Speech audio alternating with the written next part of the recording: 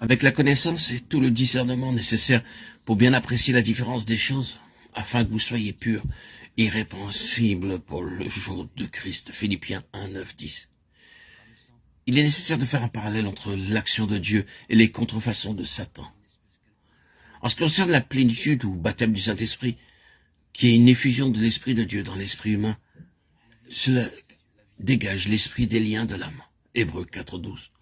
L'esprit parfaitement souple, dégagé de tout obstacle, peut alors recevoir et transmettre le Saint-Esprit, ce qui conduit le croyant à rendre témoignage à Christ et à combattre par la prière et autrement la puissance des ténèbres.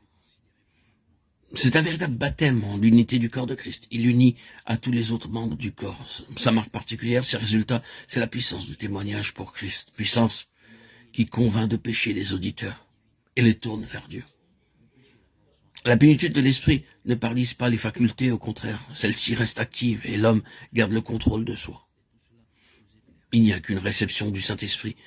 Elle est suivie d'expériences successives de développement ou nouvelles crises religieuses qui procèdent de nouveaux actes de foi, d'un développement de la foi.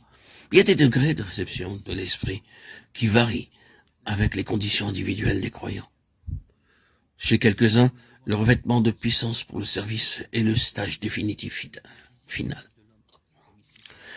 Les contrefaçons de Satan peuvent accompagner le véritable baptême du Saint-Esprit si le croyant laisse tomber sa pensée dans le vide et s'abandonne passivement, abandonne son corps aux puissances surnaturelles. Une pensée vide, inerte et un corps passif sont contraires aux conditions requises par le Saint-Esprit. Au contraire, inertie et passivité sont absolument nécessaires à l'action des mauvais esprits.